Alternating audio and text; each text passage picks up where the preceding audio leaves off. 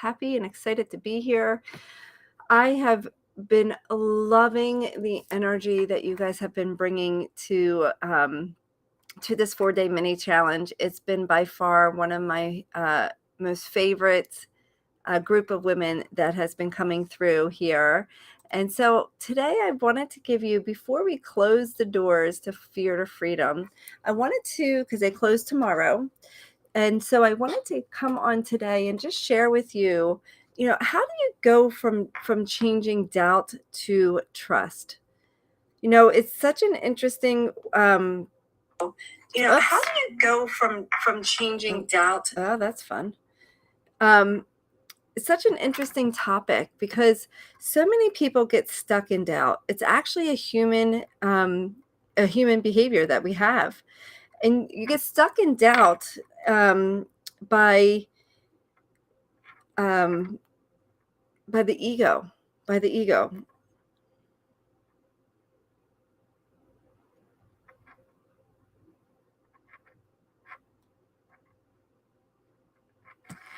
Um,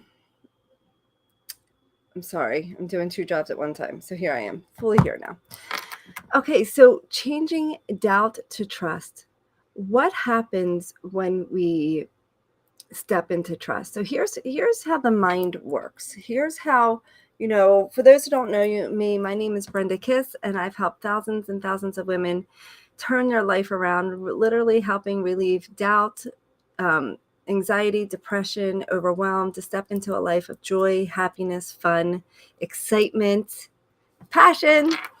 And so what I wanted to talk about today was, how do you go from doubting your decisions, doubting your life, doubting what's coming for you, doubting other people, not trusting, not not um not allowing yourself to see possibilities or follow through on things because you just don't trust. So if you have procrastination, if you have I'll say low energy, if you have anxiety or overwhelm, the reason you have that, well, one big reason, there could be a couple, but one big reason is doubt and indecision, right? When we have so many decisions in our mind and we make a decision and we go back on a decision and then we make a decision and we go back on a decision, it's all of this questioning. And the doubt can come from questioning your relationships, questioning life itself, questioning your faith, questioning someone's trust, questioning your own trust. And if you're not trusting others, drop in the chat uh, others. If you don't trust others, if you don't trust other people, if you're not trusting of others, drop in the chat others. And the reason for that is, if you're not trusting others, guess what? It's really a reflection of yourself. So where do you get to trust yourself? Where are you not trusting yourself? Are you not trusting yourself in your choices? Are you not where are you not trusting yourself? Others. Yeah. So if you're not trusting others, that means you're not trusting yourself. So you get to look at what's within me. What part of me do I not trust? Is it trusting making right decisions? Is it trusting your word? So one of the best ways you can begin to change doubt to trust is by keeping your word. And what do I mean by that? I mean, when you say you're going to do something, you get to do it. You get to do it with no other opportunity, no other decision. A decision is putting an end to all other choices. So when you make a decision, when you say you're going to wake up in the morning and you're going to get up and maybe meditate or say affirmations or gratitude or exercise or go outside or journal, and you decide that when you wake up you don't feel like doing it, you'll do it later, guess what? You just broke your word to yourself. And when you break your word to yourself, you begin to doubt yourself. You begin to break your trust with yourself. So therefore you're doubting yourself. It's fascinating to me how this works. The more that you talk about, if you lack confidence, this is key. This is a key that can help you move forward. If you lack confidence, and all you have to do is do set something out, an intention that you're going to do a day, in the morning, and then go do it. It's like follow through on it. That's why in the beginning, when I work with my clients, you always keep your word, but don't trust. I want to challenge that. I don't know who that is. Who is that? I can see if I can. I want to challenge that. I don't know who that is. So, Grace, I want you to look at where do you say you keep your word? Let me hear. You drop in the chat where you are keeping your word, because the thing is, if we aren't trusting others, there's a part of us within us that's not trusting ourselves. And one of the things that I used to say, for example, I used to say to my kids, and I may have said it earlier this week, was like, I'll be done work in 5 minutes. I'll be done work in 5 minutes. And then 20 minutes will go by and I'm like, oh, I'm done. And they were like, Mom, that wasn't 5 minutes. And I'm like, oh man, I didn't keep my word. So here I thought I was keeping my word and I wasn't. And so if you keep your word and you say and you do exactly what you always do, you will have unshakable faith within yourself. And if you have unshakable faith within yourself, you have faith in others. What you see in others, you only see it because it exists within yourself. So if you see beauty and fun and excitement and joy, guess what? You can't see that if it didn't exist. If you didn't exist within yourself. So if you're not trusting others, where is that within you? What part of you is not trusting yourself? You're never letting yourself down. How are you letting anybody else down? Are you making promises to others and not keeping them? Are you following through on everything that you say you're going to do? Like, I'm going to work out 3 days a week and you work out 2 days a week. That's not keeping your word. I'm going to work out 20 minutes a day and you decide, oh, one day I'm only going to do 10 minutes. Nope, that's not keeping your word. There's a book called The 4 Agreements. It's called about being impeccable with your word. And when you're impeccable with your word, you begin to build trust within yourself. You begin to build trust within yourself. So that's one way to build trust within yourself, is keeping your word with yourself, keeping what you say within yourself. The next is to look at, where was your trust broken? If you were to think about, where was your trust broken? Close your eyes for a moment. Take a nice deep breath in and out.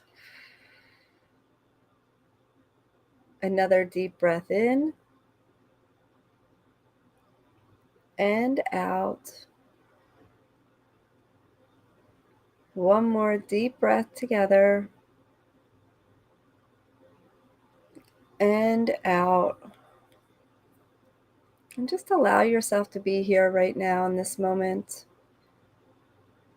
And as you're here, just in this moment, allow yourself to go through this process, putting all distractions away, which are your thoughts, maybe things in your room. And as you allow yourself just to be in this moment, take a little journey back in time. Allow yourself to go back in time, way back in time, to when you were just a little child, somewhere around the age of 8, maybe before, maybe slightly later.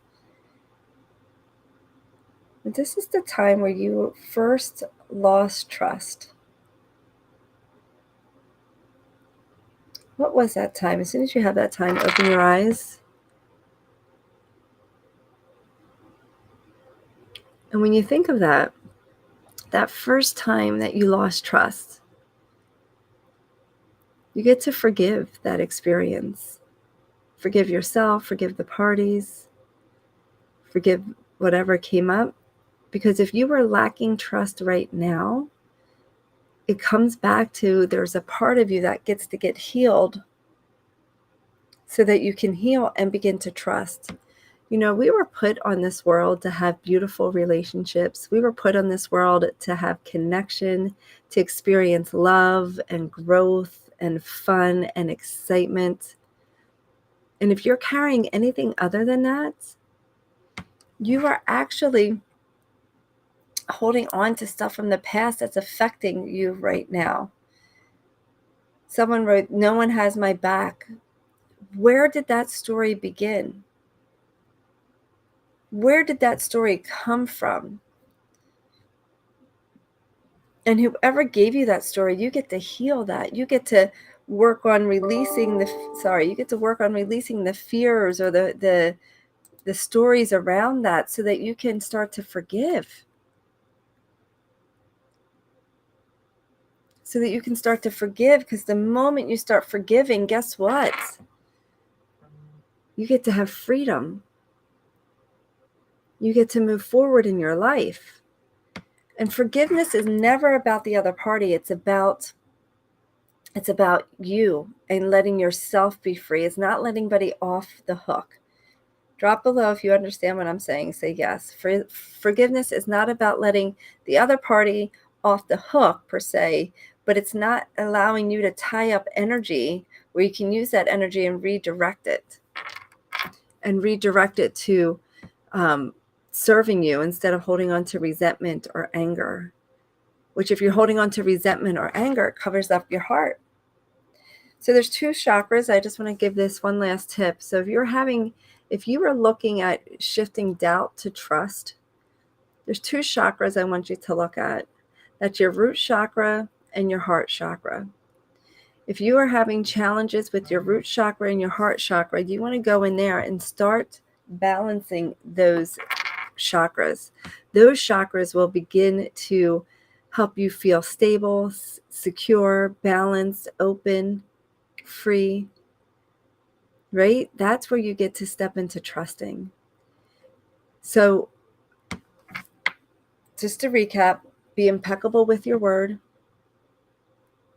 Go back and heal the relationship with the person or experience that caused you to have, not trust, the first time that caused you not to trust. It could also be an experience like this. You have all these awesome ideas as a kid, right? You're so creative, you're fun, you're excited, and you go to do these awesome ideas, and all of a sudden, you bring an idea to someone that you really love and really care for and admire, and they're like, "Oh, that's terrible. Don't do that. Don't be like that. Don't be who you are." They just you immediately start to doubt your essence, your truth, your creativity, right? So it could be an experience like that you get to go heal. And then work on your heart chakra and your root chakra. Both of those, in my world, as a healer and helping people heal through their chakras, those are the 2 chakras that I see. When someone has trust issues, those are the 2 chakras to really begin to dive into. And so I'm here to share with you an opportunity to continue this work, continue to change doubt to trust, continue to heal through your chakras, continue to step on your journey to your truest essence. We are counting down the days. Tomorrow is the last day to have your call to come into Fear to Freedom. Fear to Freedom is a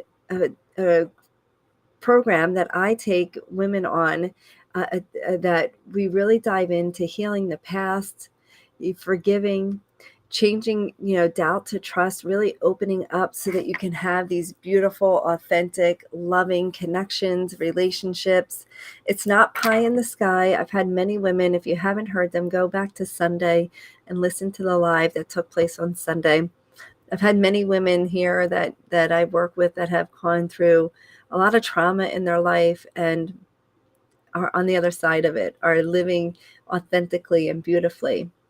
So if you're tired of feeling hurt, if you're tired of not trusting and pushing people away and not having these beautiful relationships, not having boundaries, not being there for yourself, not feeling good, stuck in depression or anxiety or stress, and you're looking for a way out right now, send me a DM. Send me a DM or book your call. Callwithangelica.com. She's my coach, and she will help guide you through some situations that can help you move forward in your life. But only book the call if you are truly ready to move forward, if you're truly ready to invest in yourself and say, this is my time. Life is happening right now. Life is happening right now, and I am done living in the past. I'm done living in doubt, and I am ready to trust myself, my decisions, my love, my faith, whoever, whatever feels good to you, where you're open and honest and vulnerable, which I'm probably sure feels uncomfortable for most of you. So if you're ready, just drop ready down and we'll get in touch with you, and you can move forward in your life and let Fear to Freedom be the program that propels you forward. You have a few hours left to go back and watch the free trainings that are available. And this is it. This is it. This is your opportunity to really dive in and help yourself. Really dive in and say, enough is enough. This is my life, and I choose to move forward regardless of my path. Regardless of my past, excuse me. So come take the action, because action plus knowledge equals transformation. Don't be a listener, just a listener. Take action, move forward in your life, and I can't wait to work with you. I'll see you soon. And I see the person that wrote ready. I will reach out to you.